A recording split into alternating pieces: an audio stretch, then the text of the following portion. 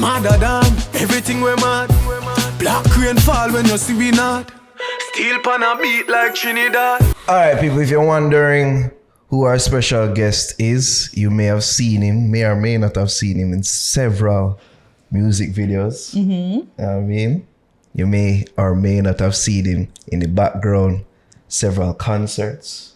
He's him securing several artists. He's the bodyguards of bodyguards. Here, he has been making us feel safe, making us feel welcome. True. So comfortable, all these things. Johnny Bravo in the building. There we go. And I mean, essentially helping coordinate, like Everything that we've been doing here. as a great producer. Yeah, pretty much. And helping us coordinate everything that we're doing here. But, you know, most of all, he's been just very good friend to us here in Trinidad.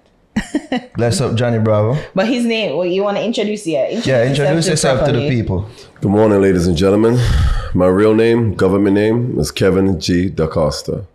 But the fans call me in Trinidad Johnny Bravo. Yes, he has fans for real people. Like when we're out in the streets, the people them recognize him more than we. Like he's a local celebrity here. You see me? Like if you're part with him, you're somebody important. True. Like, so, oh, who is he? He's an artist? Like, who's that guy? I meet him at that guy. For sure, yeah. So, can you just give us or tell the people a little bit about yourself and what you do? All right. I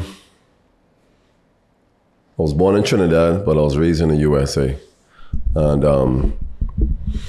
you know, I was a young child, you know, learning to school, playing football. I used to play American football, track and field. And after I graduated high school. And Is it like shot put? Track and field. I used to run the 400 and 200 meters. You actually used to run? Of course. Oh, okay. Cool. I can tell you my times if you like. What the time? I used to run a 400. I used to run a 46 a quarter. But I was more good at the 200. I used to run like a 20, 21. Yeah. What age we talking? 17, 18. Yeah, okay. Yeah, you could have been an elite athlete. Yeah. And then, but you played American football too, so. Yeah, outside linebacker. Okay. I have a nickname too for that. No. So call me the assassin. That's Yes. like to kill the quarterback. Okay, me not know American football, so me not. Oh. You don't know the quarterback? No, I know Yeah, the linebacker, linebacker would tackle quarterback, it. but I just don't know what each position. Yeah, he would be on do. defense, so he would attack the quarterback. Okay, so the opposing team saying. Correct. Okay. So I said like go after the quarterback or the running back. But I like to destroy them, Yeah. break their bones, That's aggressive. eat them alive. That's aggressive. Yeah. It's That seems like what It's you do on a aggressive daily sport. basis, like, you know, break people. Yeah. It's an aggressive sport. This is why we are proud of him in Trinidad. This is why we feel safe. So yeah, from there now, how you get into bodyguarding? From there, I went to the military a couple of years. Then after that, I ended up doing a bodyguard course. My sensei, my brother, my father, DeAndre Kennard, he's the one teaching me the game. When you say course, like there's an actual course, like Yeah, there's a bodyguard course. Wow. That you were taught that in America? Yeah, I did that in America. Yeah. Okay. So Yeah. like, was there hopes like you after you left the Marine? Like, was it that you didn't know what you wanted to do? Because most people who leave the Army usually go to police. So Correct. you I didn't know. want to? I did want to be. I'm not gonna lie to you. I want to be a FBI agent Okay. or a police officer. Okay. But other things least because I got injured in football because when they had a thing called tuition when you join the military, you get free schooling Yeah. and this and that. But I got injured on my left knee because of football, so that week me came out Oh, so you weren't able to fully enroll? Correct. Okay. Got because of that. the injury. Yeah. Okay. Is that permanent, by the way? Like it's have lingering effects? No, it's okay now, but sometimes you know I get a little throbbing when it's like cold weather, stuff like that. But So was it like a broken bone? Like what is it in your knee? What? on my knee, I in tore a your knee? ligament. So is somebody tackling you horribly? And, Yeah. Oh wow. Went See, that straight- is went what straight for happened my when knee. you were being aggressive to the quarterback. It's part of the game. It's part of the game. It's part of the game. See, but if he wasn't being aggressive first, maybe they wouldn't have been aggressive to him. All right, so talk. Johnny, yeah. So after that, when I finished off, because DeAndre Kennard, he has a a company called Black Dragon and also Dungeon Life. So I end up learning the techniques, the martial arts, taekwondo. Okay. Learn how to defuse a situation, defuse a firearm. So when you did say sensei earlier, it wasn't just a figure speak, like a real... No, a real sensei. He's like my mentor, my master. Okay. Okay. Is he still alive? He's still, of course. Okay, but he's in America. Yes, that's correct. Okay. So then after that, learn the quality to become a bodyguard, professionalism, know how to speak to people. Always gotta be groomed, clean cut. You have to be looking professional. And I just took that and become like that the rest of my life, my livelihood. So when you started, so you finished that course, I'm assuming that you were kind of with him for a while. Yes, I did. So how are you able to venture out now? And My first gig, y'all be amazed. You ever heard of a rock and roll group called Kiss? yeah. Yes. Right, that was my first gig. I was Real? Yeah, man. It was I had Gene Simmons, the guy with the long tongue. Yeah. Yeah, I had him. It was four guys and 4 different bodyguards I had to maintain. So they gave me the guy with the long tongue. Why? Boy, I see some things you don't see every day. Jaja. So when you're around, so you're around the rock stars. Correct. So them get pretty rowdy. So like, were there any difficulties? And you saying that was your first job? Like, were there any challenges that you had to? Yeah, of course. The ladies usually storming backstage, storming the dressing room. So we had to control them, contain them. So that was like one of the rough spots. And when they do autograph and signing, it was crazy because it's a rock concert, and women just throw themselves to them, like Cha-cha. deliberately take off their clothes. Did I ever get some of that action there? No, being professional. Okay. Of course. I'm sure there must have been a situation where the artist insisted, say, yeah, man, you're good. Go and do your thing. Like I said, being professional. Good answer.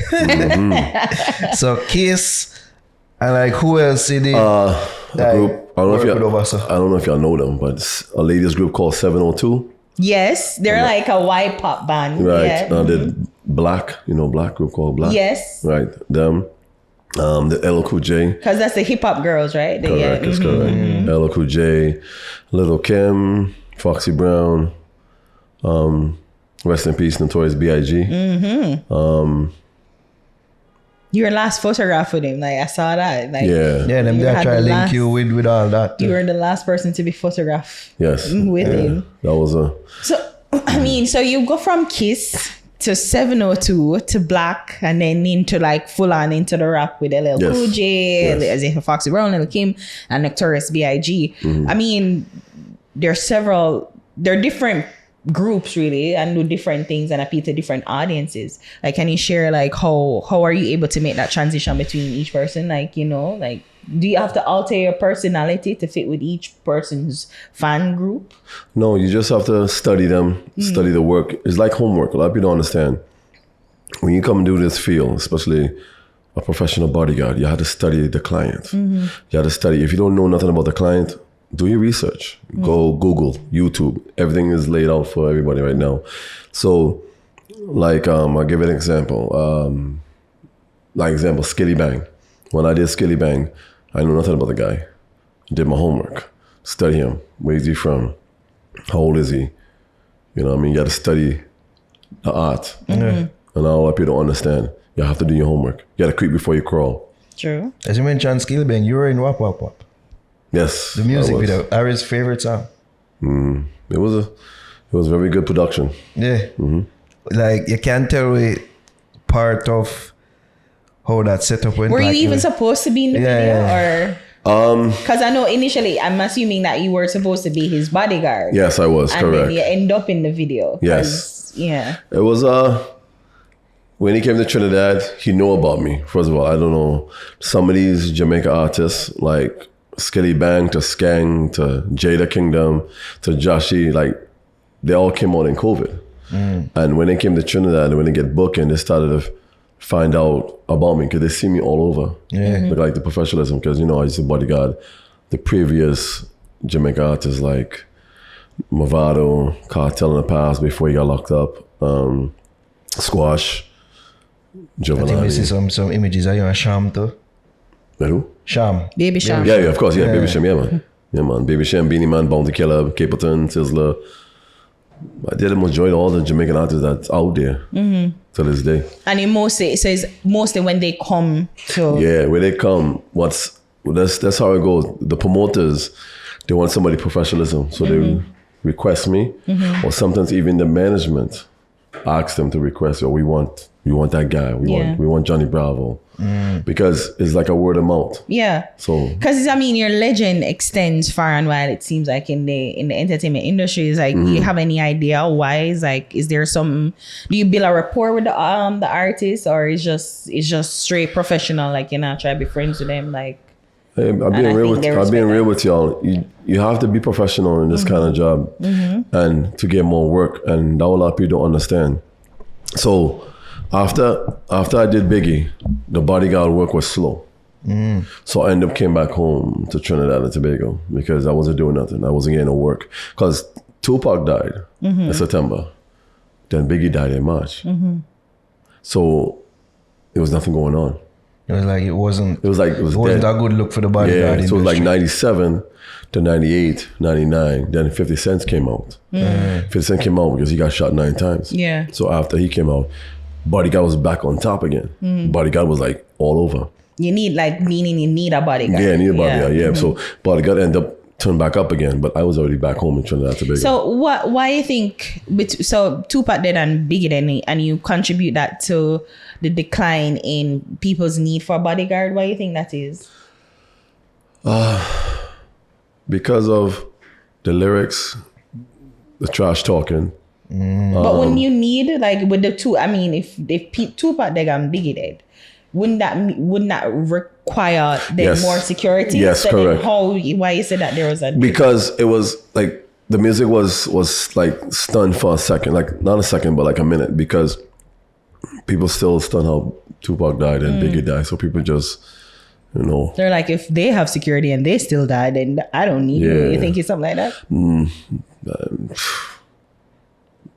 Yeah, it was just, like I said, it was just like a pause. I don't know what happened, but it was like the job was slow. Yeah. It was real slow, and it was a pause. And that was it. It just turned back up like that. Yeah. And I mean, just because I want to stay on that topic for a while, like you said that Biggie, there was even talks or rumors that there was some, like, you were in, like, who would do or shoot Biggie or something there. Like, Or say you do it. That what Well, I everybody never hear said. about you do it. On the mirror, that one. That's what everybody said, but I don't really have no comment about that because in the day, like I said, I was in the past, and whoever did it, Was there any important lesson that you learned from that situation specifically, like that that would stay with you forever? Like, yeah, what? of course. Don't ever let your client determine and pace your job, because when they said they only wanted one bodyguard, don't let them override you. No, give them 4 or give them 2. Yeah, so you believe in over delivering, in a sense. Yes, you have to, because he was an international artist. He was a superstar. He was but given that there was like real simmering tension. Correct. Yeah. Correct. So I just didn't understand that, because they only took one bodyguard. It was Gene Deal. Gene Deal was the only bodyguard there, and a couple of police officers too. But like I said, Gene Deal knew, and he even said it, we needed more bodyguards to go up there. Not just him alone, because he was like my boss. You know what I mean? So Who, Gene Dale? Yeah, Gene was Dale. your boss? Okay. Yeah. Yeah. So how do you do that personally? Like, even the violent aspects of things. Like, do you ever fear for your life? Like being around artists, who Especially people might be high after? risk. Yeah. you have to deal with this. Once you're part of this job and you know what you're about, expect what's gonna happen to you. So you can't be afraid. You can't be, you know what I mean? You have to know what you're about at the end of the day. Are you afraid of dying? No. Why? How do you get to that? A lot. I think the training gave me a side block, and it said don't be afraid, afraid of dying. Don't show your weakness, like your family, your kids, your loved ones. Don't show no sign of weakness. Don't cry. So, but then, you know, that goes contrary to what we're seeing now in the public space where, you know, macho, hyper masculine men where, you know, you don't cry and show no vulnerabilities are not, you know, they're not, wait, I say no. They're not fitting into the modern world right now. So how you balance that where to show no emotions, no weakness, yet still, you know. I still do that to this day. I don't really have no emotionals. Wow. I really don't. I'm sorry to sound kind of harsh, but it's the truth. Is this just in your professional life or are you different in your personal life? Good question. And my job is professional at all times. In my private life, Yeah, cry at home watching Titanic though. nah. But in my private life, you know, Maybe it's not Titanic. Yeah. It's like Paddington Bear. you have to loosen up. Yeah. Yeah, you can be. I do You can loosen be up. one thing. Yeah. I'm not gonna lie to you. I sing. I sing in the shower. Yeah. I'll be singing songs like, Something tells me I wouldn't want to hear that. No. No, but I think he's like, you know, Big Kev is different from Kevin. Yes, correct. Yeah. So I tell other people, like I said again, the fans call me Johnny Bravo, but when it's downtime, it's Kevin Yeah. Da Costa. Where you get the name though, by the way? Johnny Bravo. Listen to the fans. All right. No. hold them I'll tell you how it started. Oh. What happened is that when I came back home in 2000, I work in this nightclub called the Lair Disco. And the owner of the club was Mickey Singh, rest in peace. My uncle is Harvey Boris. He's the one organized me to meet the club owner for me to be the head bouncer, security of the nightclub. So I end up become the head security. That's when I started the formal dress code with the suits in Trinidad, because back then they didn't have that. Back then it was what? Like a regular Not a regular shirt, plain clothes security. On the club called Coconuts, had short pants and t-shirts. So you brought some uniform. I brought some kind of uniform in the game of Trinidad Tobago, the upscale VIP look. You know what I mean? So that's why I end up calling it VIPS Limited, VIPPS. Very important personal security. I noticed that already, like whenever I see like clips or images of you with your clients, you look very professional. And, yeah. Thank you. I appreciate that. Yeah. So after that, Like even the first time I met him, suit, Yeah. tie. yeah, it's his first expression. You had to make it count, you know. So after that, they hired this lady called Rachel Price. Rachel Price did a comedy set, or hosted. I can't remember, it was so long ago. She did something and somebody had spat at her, like spit at her face. And she called security. And that's when I came in. And the guy was kind of intoxicated. So the guy threw a punch. He missed. I just moved back. He did a swing.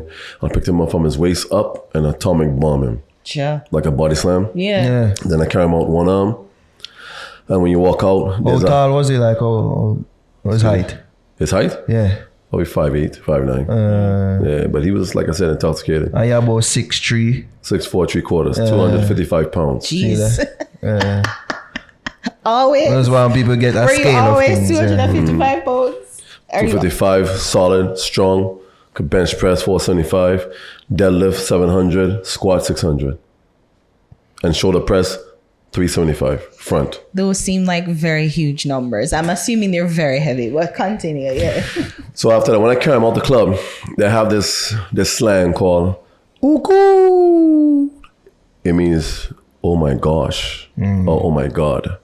So when I first came to China, I didn't know what it was. So when they said "Uku," I was like, "What is that?" It sounds like an owl. So then after they call it Johnny Bravo. And after that, it stuck from there. Oh, okay. That was it, because I was big. Yeah. So Like what's the the base cartoon of the character. cartoon? Yeah, like the cartoon Yeah, character, yeah. Because it's so weird when they keep calling Johnny Bravo, somebody always somehow has images and they post me up or this and that. So if you Google and you type Johnny Bravo Trinidad, you see me. You see a whole lot of me. Then if you type my real name, Kevin G. Da Costa, you'll see a lot of me. So it's such amazing how the social media working these days. So if you need to find out somebody, just Google them. What the worst you ever fuck up somebody?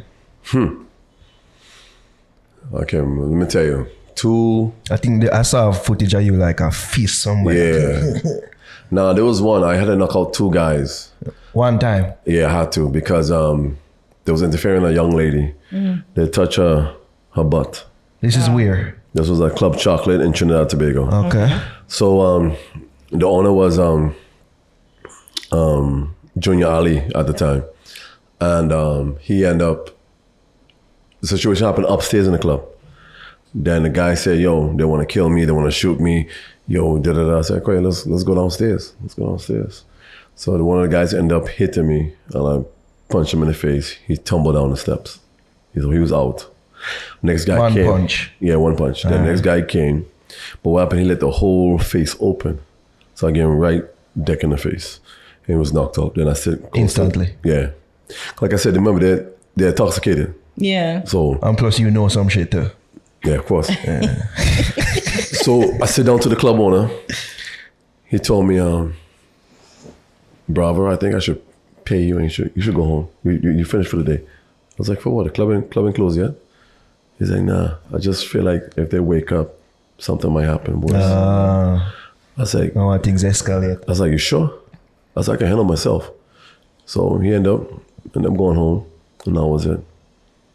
So you come back to work the next day, or like no? Next week. He told me next week. To me get the weekend off. So he pay me for the weekend. Yeah. And come back next week. Okay. Did you go back next week? Yeah. Okay, and everything was fine and smooth. Everything came back, but the guys came back because they said they want to kill me. But then after they found out who I was, their boss told them that y'all relax. Yeah. Y'all chill out. Yeah. And that was it. I mean the fact like you're not afraid of reprisal like from people who you might fuck up like isn't me discard of. No, it's different. It's all about how you humble yourself because I don't know what's going on, but a lot of people gravitate me.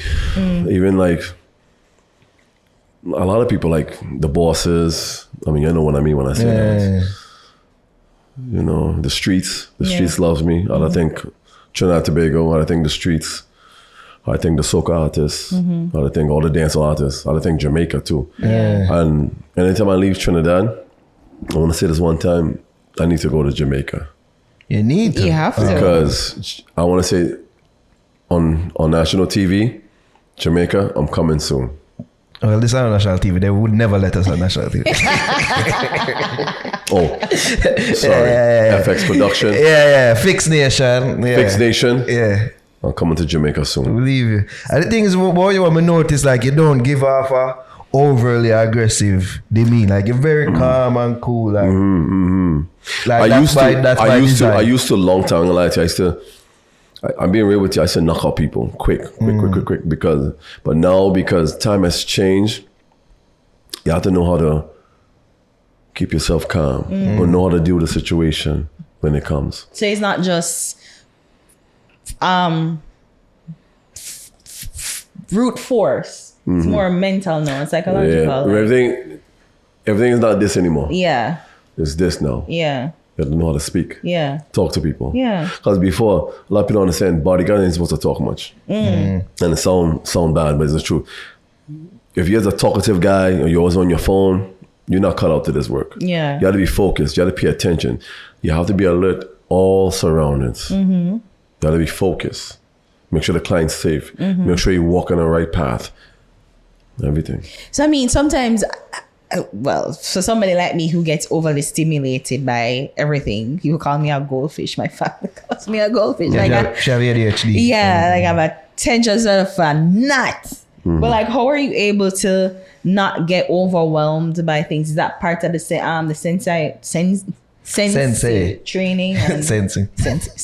training. Yeah. Your martial arts work, like able to keep the mind steady. Yes. I like to work out. Okay. I'll make sure I get time to go to the gym. I like to go to the gym at least 7 days a week, 5 times. Wow. I train for 2 hours mentally. I stretch, start my training for the day, start with the treadmill, riding bike, and I start working on my daily routine. Like if I do have to do chest and arms, shoulders and biceps, back. legs. So, I mean, you've been doing this for so long, like, you've gotten older. Like, are you still able to keep that physical strength up, though? Yeah, but just maintain it, though. But Okay. I doubt I could do 475 now. You but, can do 475. I mean, if I want to, I got to keep training more. Okay. More heavy. But yeah, if I put mind to it, I could. All right, so let's venture off now into Trinidad. I mean, you know, why we're here. Trinidad has risen to the ranks where we are aware of some of the Trinidad artists here and like the whole genre, but which you have been an important central figure right. somehow. So just share to us, like, especially, you know, how you are a part of the origin story for Trinidad. Okay, no problem. All right, in 2017, there's an event called Chinatown. It's always in October. That's like the start of the carnival to everybody to release their new music when it comes to soca. So at that time, there was this young kid named Prince Swanee. Prince Swanee is like the future of dancehall, right? So before I met the kid, dancer, not Trinidad. Dancer. Trinidad, yeah, but Trinidad came in after like a couple of months after. Okay. Trinidad the name came out of nowhere, but it originated by Pun, DJ Pun. So Pun is the one who always say Trinibad. You know what I mean? That was his slogan. Okay. So I was introduced by Prince Swanee from the streets. It's called the Beatum Gardens. And I was called to meet the boss man, the president. Yeah. Prezi. Yeah. Prezi is the boss of the presidents of the Beatum. So I went across in the crowd. He had about 50, 100 men around him. Whole bunch of Moeds and stuff. So he came and talked to me and said, yo, can my little soldier could perform with Chinatown? I told him, boy, this is a soca event. I don't know. I never see any dancehall artists perform on that stage. I said, I'll see what I can do. I can't promise you. I'll see what I can do. So after that, I went back to the backstage. I saw the promoter. I said, Chinese, and is it possible? Can a young artist from the Beatum Gardens could perform on your stage? Of course, Chinese say, bravo, bravo, bravo. This is a soca event. I don't know if I could do that. You know what I mean? And such and such and such. Then he say, you know what? Give me 20 minutes. Let me think about it. After that, 10 minutes went by. He said, yo, bravo. He could perform, but one song though. One song. That was Brother, Brother. And that was it. So at the end of the morning, because it's a morning event, after I with George performed, Blacks, rest in peace, College Boy Jesse, a lot of artists performed on that morning. The last artist to perform was Prince Swanee. Yeah. So when they introduced him, China introduced him, the crowd went crazy and sing, brother, brother, you love a brother. It's a song that people miss a brother or a sister. Yeah. So we call it brother, brother. And after he finished performing that song, he came out with this song called Go For Them. It's called The Zest of Them, The Rest of Them. The crowd went crazy. He didn't sing the song yet. The crowd sang the song. Then Swanee ended up looking at me and look at the promoter. He said, go ahead, finish off. The kid explode like a volcano. I seen a young artist instantly rise. Yes, Yeah. so fast. That young kid was like, I don't know, he's the future of dancehall. What do you think it was about him that connected with people so quickly? The streets, and people was understanding him. And plus now these days, the social media, it was now started kicking very heavy at that time, 2017. And he was everywhere. He was in my radar all the time. After I heard about him, he was under my radar. And everyone say, who's Prince Swanee? And that was it. Yeah. So after he finished perform, I ended up, a lot of people told me, who's he? There was one person came up to me, and that was Gaza G. Gaza G went up to me and said, who's that? I said, that's the future of dancehall. That's Prince Swanee. And that was it. I introduced her to Prince Swanee, to Gaza G. They had them linking, connect numbers. and she ended up becoming his manager. Okay. So, I mean, I don't know if you said it, like you heard of him like through the mixtape, or like how were you introduced? No, the streets. Yeah, okay. boy, the streets. Because I started late on my social media. I started in 2016, so I was really more heavy into social media at that time. Then because I know it started because you said Prezi Boss. Is it Prezi Boss? Yes. And then Prezi Boss was like, oh, I have an artist. yes, correct. Okay. Yeah, that happened. Yeah, he's the one told me to introduce him. He introduced me to Prince Wani, and I told Prince Wani, and that was it. And he ended up performing, and that was it. So were you like his official bodyguard at one point? Or? No. I wasn't his bodyguard. No. So you were just able to connect him to the promoter yes. for the soca. So- Okay. But then after that, Gaza G did the rest of the work. So she ended up helping him, his PR, his bookings, his marketing, everything. So she ended up did everything for him. I also assisted him too, and also I was in one of his video with Giovanni. I forgot the song called, but it was him and Giovanni. I would just open the door for him and stuff like that. Then after he did the next video, I'm in it. Pablo Esco. I'm in that video also too. But the kid become enormous star, and they wasn't getting no radio airplay at the time. So when I connect him to Gaza G, his music started playing on radio, heavy rotation. So that's when the rest of the Trinibad artists. I mean, so you're saying that pretty much you're saying that Prince Wani was the start of the movement at Trinidad. Yes. Because initially he wasn't getting any love from especially radio. No. And I guess corporate, governmental, like it wasn't getting the support that it needed. Everybody was focused on soca. Correct. How you see that transition though from soca to Trinidad? Because we've spoken to a couple people and they're saying that soca is seasonal, but dancehall is where it's constantly on the radio. And we've been here. We hear it all the time. That is the truth. That's what everybody's saying. It's more seasonal. It's like from December to March. I mean, I don't know who structured it like that, but it should have been, soca should have been all year round. And I think it's like that right now. So, but soca's doing some work too. Yeah.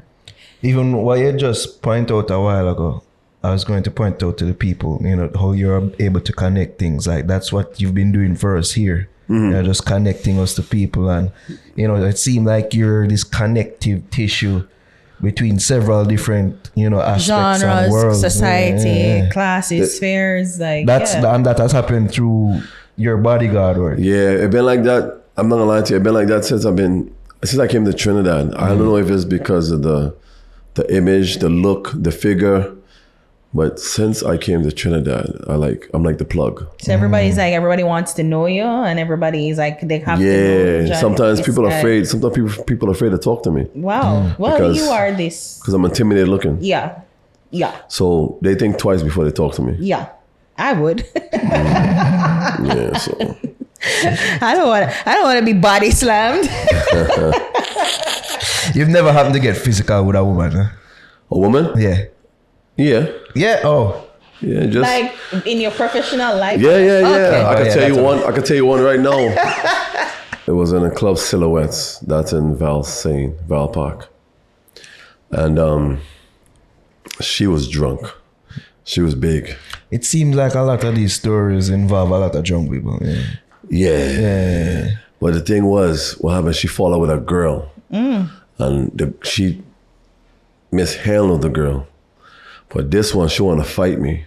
When you say mishandled, so she was fighting the girl and I beat her up. Yeah, but tossing her, she just tossing the girl because she was big. Yeah. I'm talking about enormous big. Yeah. Fat. Oh. But what happened when I tried to break like she it can contest you. Yeah, that's what she did now. Now she can't try to come test me. She hit me, but I don't hit women. So she hit me. I took it. What I did, I grabbed her like a bear hug. Yeah. And she started to bite me. Wow. This one, I didn't have no choice. Weird. So guys, I'm assuming I just want to tell you, I had to headbutt her. Wow. I had no choice. I had to headbutt her. What she bite you? She bite my chest. Okay. Oh yeah, because if you so it's a front, so she was face to face. Yeah, so she had to bite me. At no point you thought about biting her back, maybe on her breast. Nah. No, I'm saying headbutt her. I'm saying, I just headbutt her. Bow, headbutt her. Wow. And she was out. I just bear hug her, carry she out. And that was it. That was the first time Can you I imagine that I headbutt her? Yeah. Bam. Yeah, but the crowd, what I admire, the crowd love what I did because I did it professionally. Because usually, How do you professionally headbutt a woman? that's true. But like I said, I didn't I mean think to he do was it. in the right. Like I think it's because she was the aggressor in all the situation, and he handled it. He diffused it because he I could have diffused it. slapped her up, beat her, say, "Get what you do." He just bear hug her. Headbutt her, because it's like when you had save a drowning person, you have to punch them out in order to save them. Yeah, a lot of people understand when somebody gets drunk, they go crazy, they hit you in your face. You got to knock them out. It's the same similar situation. So when you did do that, she did bleed, like she busted up, right? Yeah, she started to bleed. Not much, but Bust her head. Yeah. Head bust out. No, look, Larry, just look. It's not even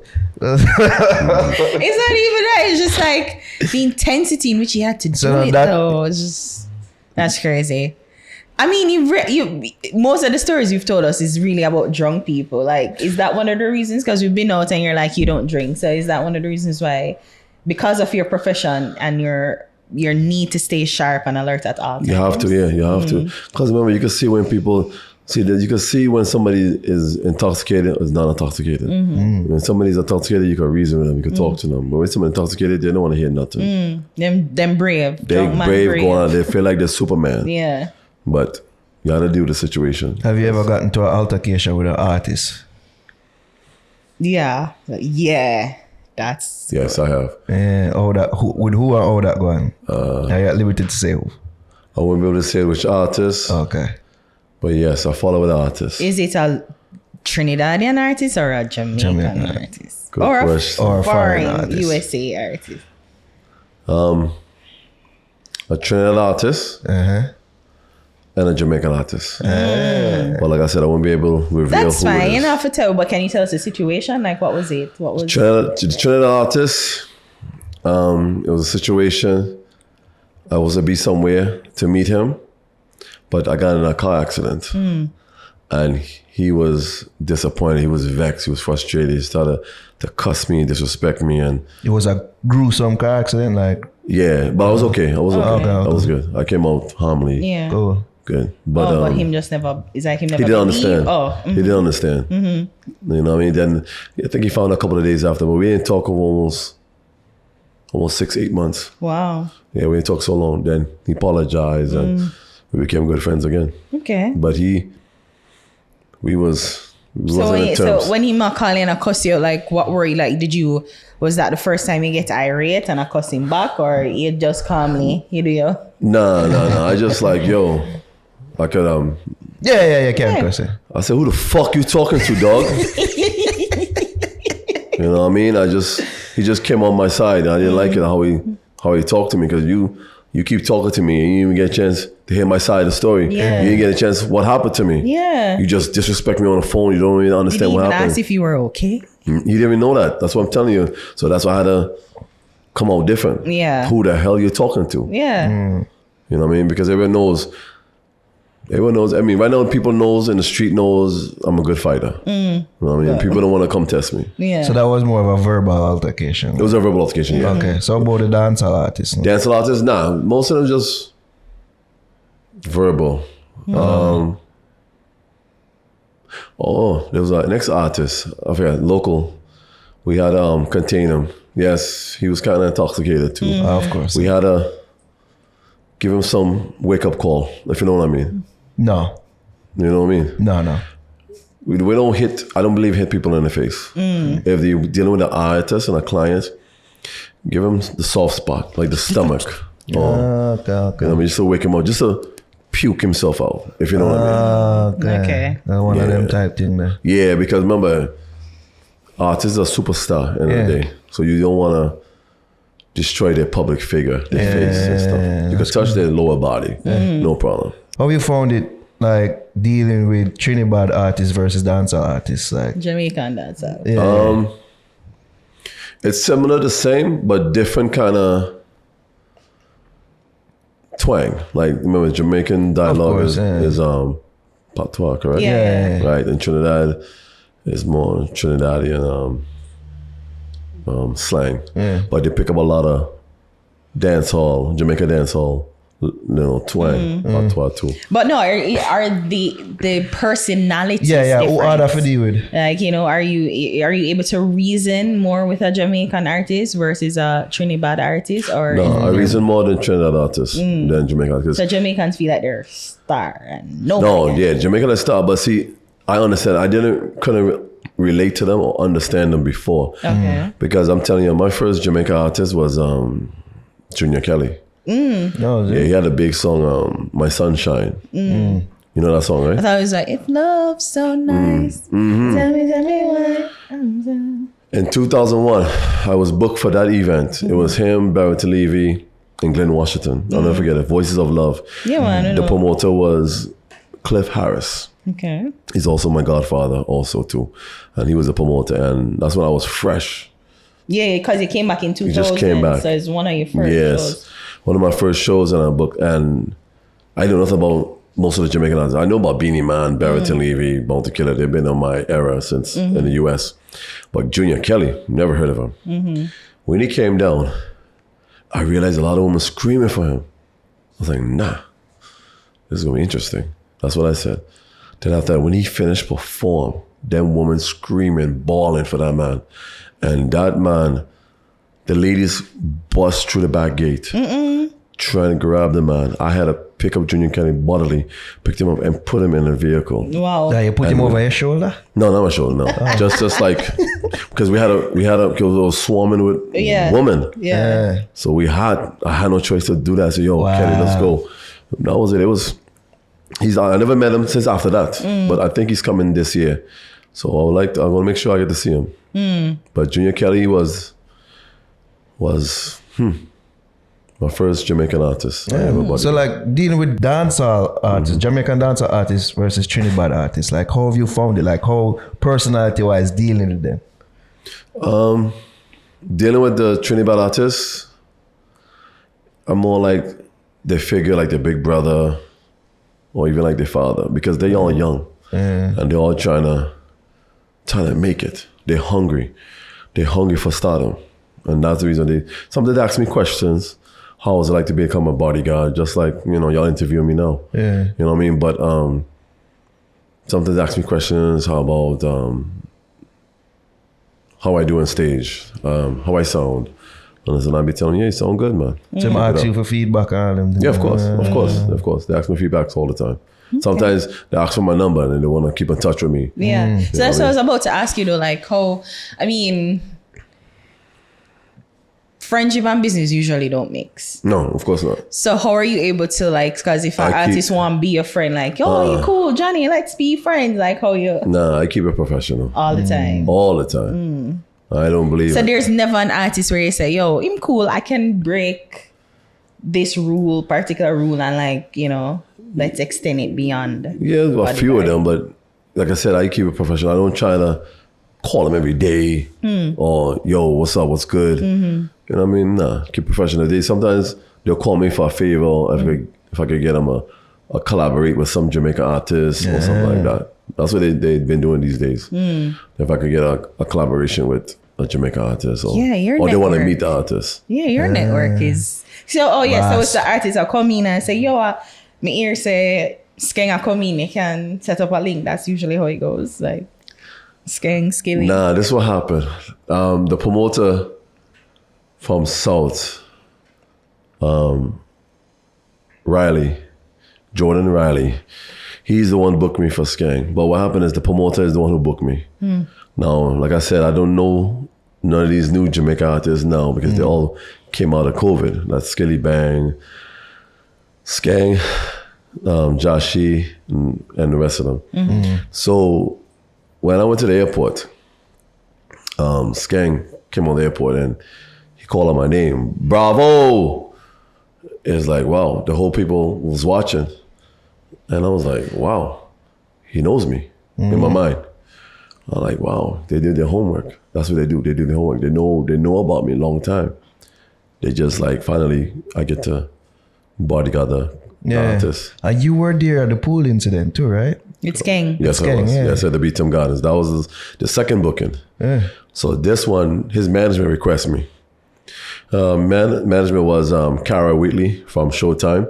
Showtime Services.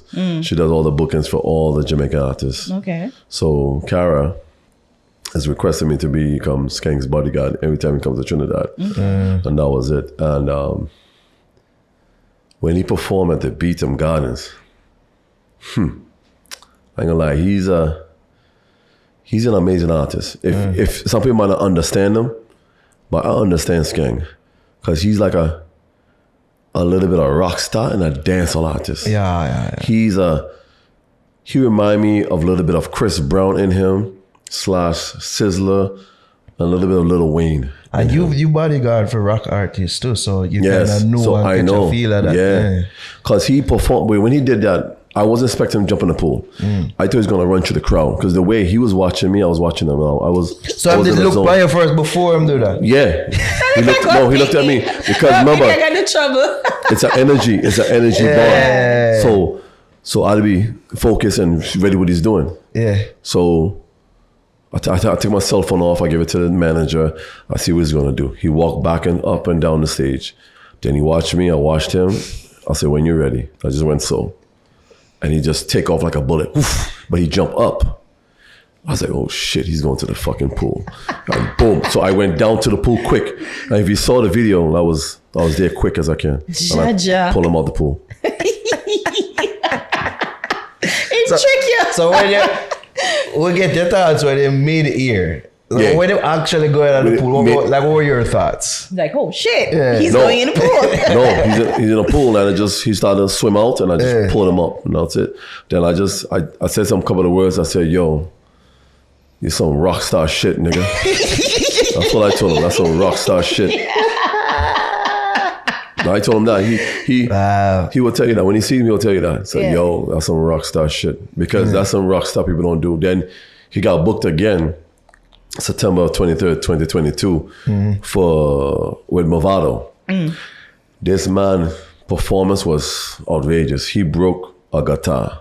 Yeah. But he broke the wrong guitar. Yes. There was a prop guitar on stage, but he took one of his band members and took the guitar and smashed it. The crowd went in a frenzy with that one. It was crazy. It was like, wow, did he just do that? Yeah. The crowd went crazy. Which fan base is more fervent? Like, is it rock, hip hop, or dancehall? / Trinidad. Like, when you see the girls. From your vantage point. Wow, like, that's a good question.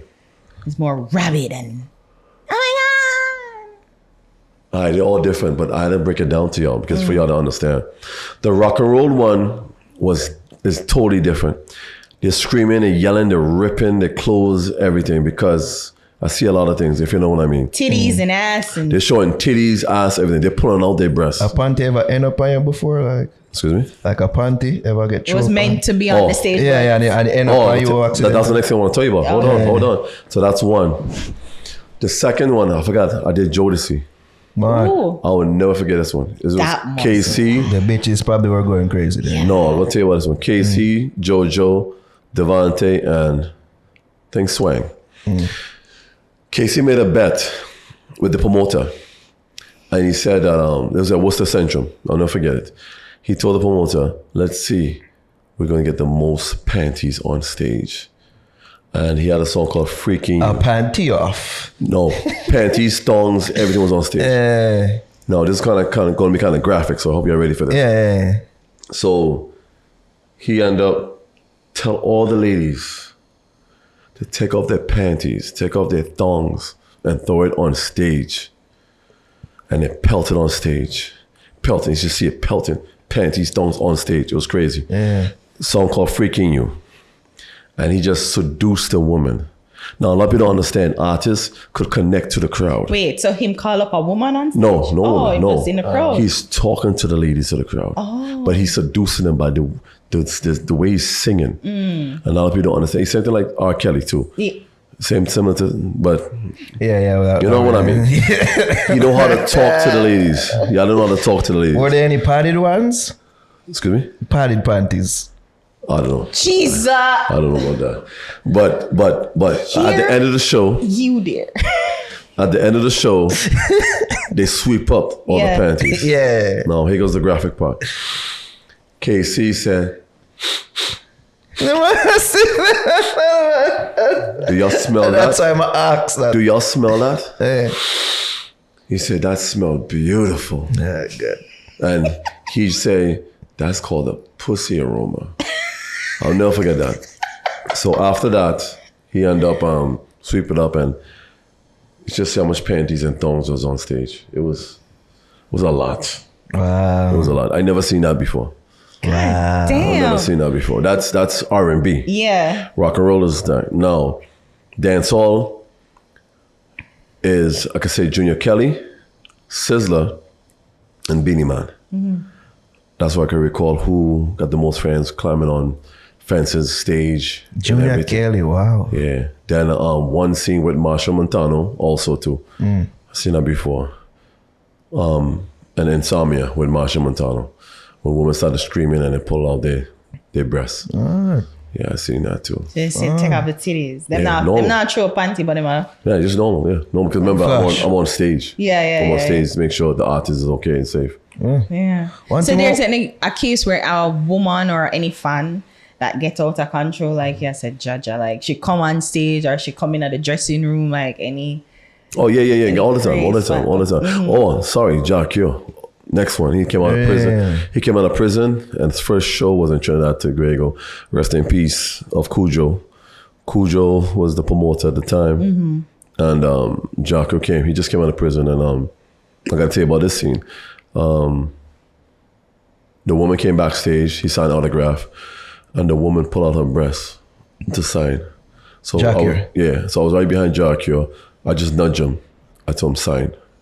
Sign her breast. Yeah, because remember he was nervous and he just came out of prison. Remember he was locked up for Yeah. So, anyways, he had to just sign. Probably first him to see a titty in a while. Yeah, probably. I don't know, sure, probably. But I just told him sign. Yeah. Sign. So because then at the end he told me, "Yo, bravo, go looking out. Thank you." And that was it. Wow. And that's why I tell people there's a difference between groupies and fans. True. That's a fan. The girl who the titty. That's a fan. So you don't sense, you're up in on sen. What's a fan to y'all? A fan is a fanatical person. Like a groupie is a person who wants to sleep with the artist and want benefits. Very it. good. Yeah. Very good. So then, but if she's pulling out the titties. No, sometimes they sign her titties to get a tattoo done. Yeah. That's what. That a fan. That is happened to rock and roll all the time. Come from fanatic. That is a fanatical thing. Okay, but a groupie just wants to be Yeah. around you and say, "Oh, I had sex with so and He so." pretty much, for club, pretty much, in a way. Yeah. All right then. What's Especially like nowadays. hip hop? What's hip hop? Is it more aggressive? Not that. Nah, I say more aggressive than dancehall. Yeah. It's It's different because remember I transited from rock and roll to R&B to hip hop. Then I come to dancehall. Dancehall more aggressive. But I understand it, so that's why if I decided to come back home in the US, I know all the genres. Yeah. Which one you like bodyguarding for most? Like which genre of music you're like, you know what? I ain't gonna lie to y'all, I'm being real. I like to work hard. I say the Jamaican artists because they're unpredictable. I'm talking about from Beanie Man, unpredictable. Bounty Killer, even Skeng. Well, Skillibeng. Oh, just that what the whole incident. Yeah. He's unpredictable because you don't know where they want to go. Yeah. I'm telling you, I like to work. I ain't gonna lie. You don't take a gunshot for artist? Depends on the situation. like what? But I always have my bulletproof vest though. Oh, okay. Okay. But like, what do you mean depending on the situation? What It situation? depends. Remember when you see somebody else catch a bullet for all kind of reasons, but it doesn't be when you had to protect them and carry them or jump for them, die for them. So sometimes the bullet, the gun is going straight at them. So you had to protect them. So you might get shot in the back, on the chest. But if them warrant the gunshot, would you? Like if them start like, you know, them, do you know who I am? And them are going like with them hype self and then Like I said, it depends. Would you? It depends on the situation. okay. It depends. We don't want to get back to Trinidad. Probably this is the last topic we're going to tackle. But you stayed neutral. You know, we've known about like factions in Trinidad and them thing. You managed to stay neutral in this whole thing. Like, how have you? You being in your role as a connector and the plug. Yeah. And I studied at Trinidad since Prince Wani came out. And plus two, we had this rival gang, Rasta Muslim. It became a piece in 2020, July 4th, 2020. yeah, that you were instrumental in organizing. Yeah, it was me, my security, Glenroy Thomas, John Constani. So we end up meeting all the Trinidad artists. We started with Up Live Until John. We meet Bombay. And just to make sure we get to meet Toppy Boss, Magic, Chucky, rest in peace, C4, Clever Dan and Titan. We did a lot of, you know, instrumental, talk to them, you know, let them know how their music is going to be playing on radio and stuff like that. Okay. But Toppy Boss is like, he's an artist, he's very, know what he's about. Coming up with hits after hits. So no side, I've tried to, you know, tug you to a side and, you know, make you align to a certain side. No, this is what happened. What happened, I started to, some people always have how get my number. I don't know how they get my number, but like my number is easy to access. That's why I have 2 cell phone numbers. So somehow, like I said, I was introduced by Prince Wani by the president of the Beatum. Then after that, of course, we have St. Paul. St. Paul is a next area. That's Tyson. And we have, you know, certain areas, even Port of Spain, Cassava Peace. We have our next boss there. You know what I mean? So just to call me, talk to them artists, and just be neutral. Yeah.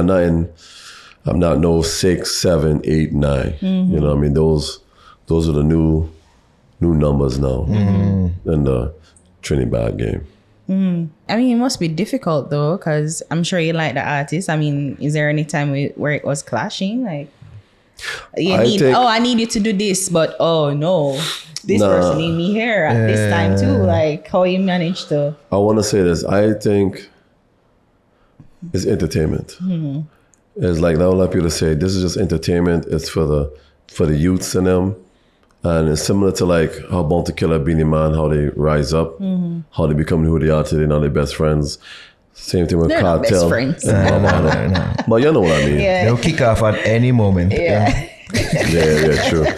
You got like Movado, Vibes Cartel. You know about that. So to me, it's entertainment. Like what they say, like Prince Wani, Toppy Boss, or Kalanji, this artist. So it's entertainment. It's entertainment, and it's build their craft, and they sing what they see. They sing what they. It's reality. I see like you lean into it to like, me see like you do with one woman, what's her name, Miss Kitty out there and all these things, Kitty Boss or she did like. Oh, you're talking about Pretty Kitty? Yeah, Pretty Kitty, and them a try pit against the police, the celebrity police man, Mr. Alexander and all this. Roger Alexander. Yeah. Those are during COVID times, but those were the times. They want to see me and Alexander rumble. Yeah. Why? I don't know. They say he's the baddest cop in Trinidad. Yeah. I'm the baddest bodyguard in So who that Trinidad. win? Boy, you know how much I bench press. So you know what I tell you. No, the man But that he look like looks- Hulk. yeah. Yeah, he works out too, but Yeah. it's all about best man win.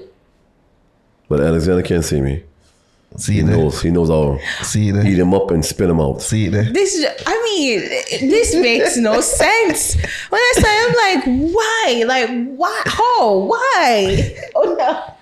In a beef, I go box and a fight each other. No, they wanted to do that. They wanted a boxing match with me and Alexander, but Someone make it because not he go works on. for the government, for Trinidad Tobago police officer, they won't allow that. It's like causing violent crime. Yeah.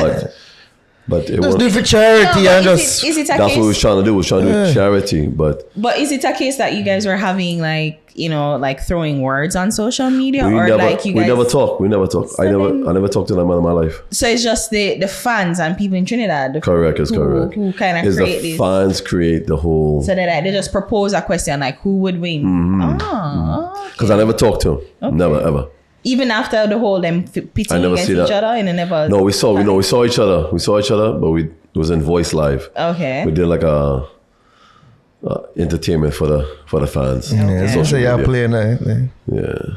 I mean, you've built up quite a celebrity here. I mean, was that something that you had envisioned for yourself to be this celebrity, No. you know, of your own self? No, it's like I want to say this. It's almost even it's been a byproduct of what you do. Yeah. First, I want to thank God. I want to thank the fans of Trinidad Tobago, the streets. I want to thank the soca artists, the dancehall artists, the reggae artists of Jamaica. I want to thank the reggae artists in Trinidad, the Trinibad artists in Trinidad. I want to thank everyone because I would never thought I was going to be a celebrity. I mean, I know I was popular. I was popular before social media anyways. I was popping. But it's just the social media make it complete. Yeah, because the legend, I'm sure your legend extended from, him used to bodyguard for Biggie and like people even knew your history when you came out. Like No, nobody didn't know. Nobody It knew. came out on, everything came out in COVID. Because what happened, I was in live with Voice, Lyrical, Akeem, Salty, and Ding Dong, and Travis World. And by the way, we found out there's a Ding Dong. Trinidad. Yeah. You said this is Viking Ding This Dong? Viking. yeah, it's Viking Ding Dong. Okay. Yeah, Because Viking we have a Dong. Ding Dong in. Yes, Yeah, I think correct. they have We have a collaborated, soca yeah. artist called Yeah. Viking Ding Dong. Yeah, Correct. yeah. Yeah, correct. So the only person who knew my history, I'm not lying to y'all, is probably Marshall, Banji, Fayan, Destra, Patrice, the more senior promoter. Soca artists. Soca artists.